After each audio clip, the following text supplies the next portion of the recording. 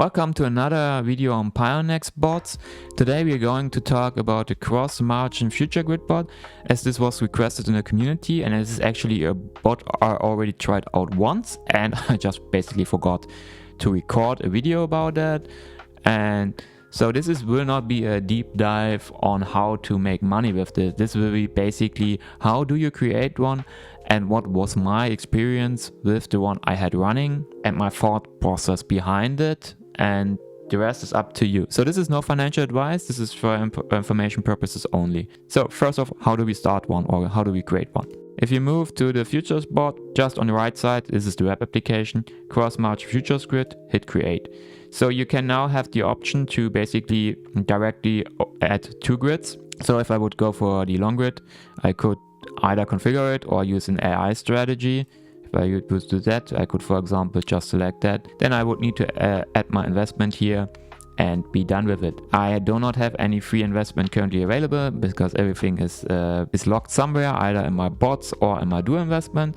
So I cannot actually open a new one, and I am currently not interested in. Maybe I will do in the next couple of days when some Bitcoin from the dual investment becomes available again. And you can do the same for the short. You do not need to open both grids at the same time. You can start with one, for example, a long grid. And if it's moved up, you can add a short grid as a hedge. I started with both grids at the same time with the complete same configuration.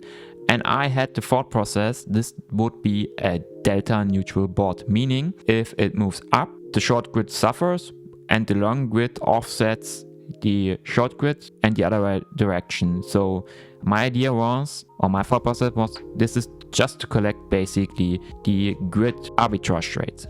But this was wrong. I just had an error in my thought process, because if you imagine you start with 50% in both grids, so you normally when you start a bot, at least it normally opens 50% of the coin and the other one in your initial investment. If it moves down, then the long bot would be buying more. So you would have 60% on your long, for example, in the coin, and 40% in the short. So the short position already got less, meaning you only have 30% left that is participating in further down movement, while you have 60% in the other grid that is suffering from further down movements. So you can see this will add up, and so it will get red very slow, but it's definitely not data neutral. The benefit of this bot, if you use both grids, is that they share the margin. So the liquidation price in both directions is quite far away compared if you would do a separate long and a separate short grid.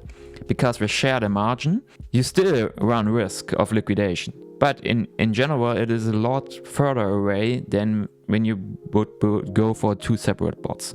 So my cross-margin futures squad is already closed. But we can talk about what you can see and what I found out. So we're going to the history now. So you can see here, this is my, or was my cross-margin futures grid bot. I tried it on the BTC Ethereum pair because I wanted to earn Ethereum. And as you can see, this bot was running for 12 days and it made 1.46%. And you can already see here, its unrealized profit is negative. So as I already discussed, the price was moving in one direction and it was not completely offset by the other grid that is going in the other direction. I can't tell you currently what direction it was, but one was more red than the other was green. In hindsight, I could have kept it running, because if you look at it, I mean 40% in a year on my Ethereum investment is really not that bad. And of course, it made a lot of rounds because actually it had two grids. And you can see here I configured both completely the same. We were running from $20 to $31, 181 grids.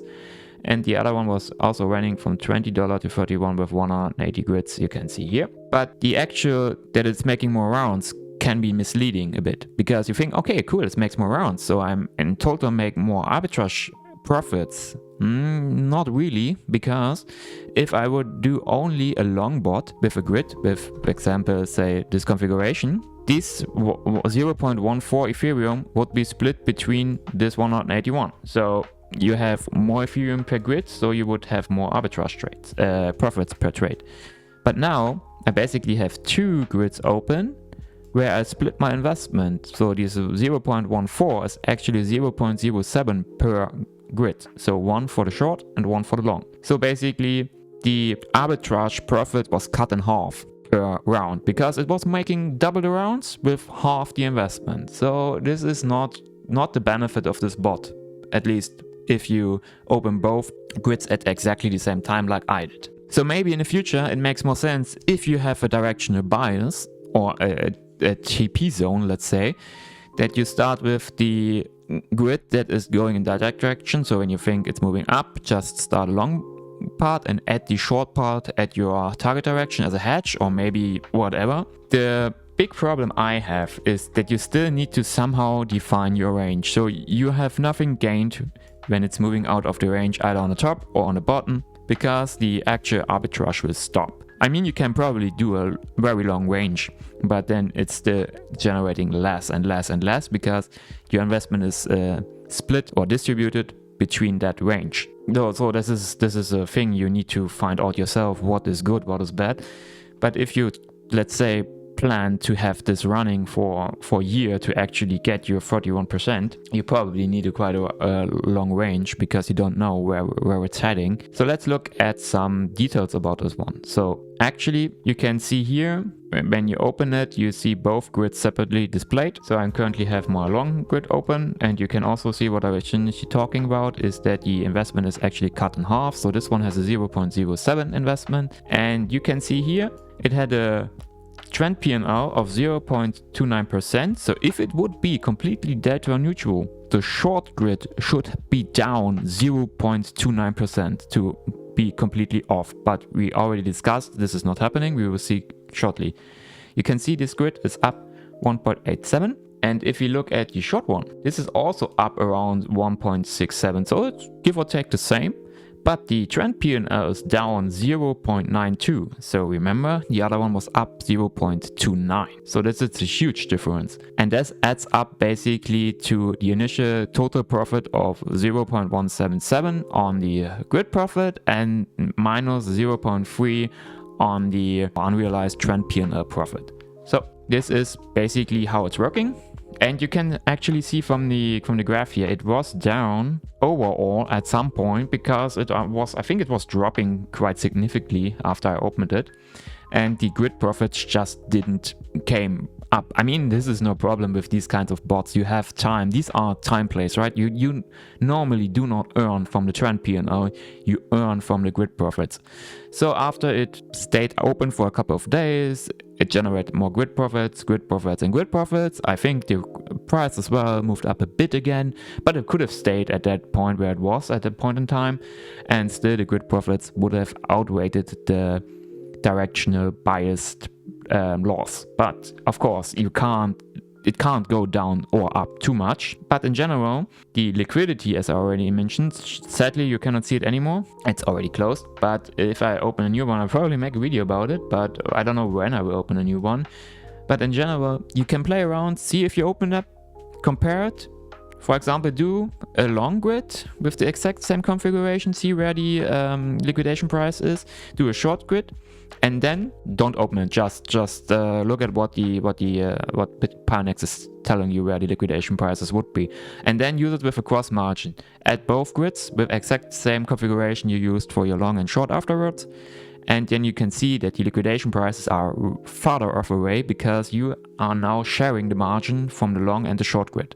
And this is offsetting some part. It's not completely, so you still have liquidation risk. So depending on what your goals are and how aggressive you want to go, this might be a bot that could be interesting. For me, it was a bit slow in the beginning, but looking in hindsight, the 41% are not that bad. So maybe I am revisiting this, or if I have a bias about the direction, I might start at one with one direction and keep it running and then add it as a hedge later on. So that's basically my experience with this bot. Overall, I may open one again in the future. If you played around with that or plan to, let me know in the comments. Or if you want me to make a video about my experience with any of the other bots, if I've used that bot, I will gladly make a video about it.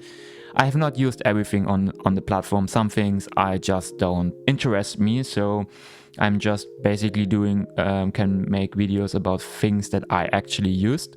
Otherwise, I would just be shit talking because I don't know what I would be talking about. As always, start small. This is no financial advice. And yeah, be aware what you're risking and do not risk everything. So, for example, don't over leverage. Like I did in the beginning, it was a very expensive lesson to be learned.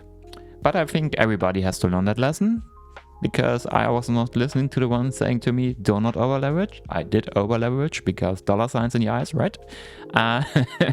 But as always, yeah, that's it. See you next one.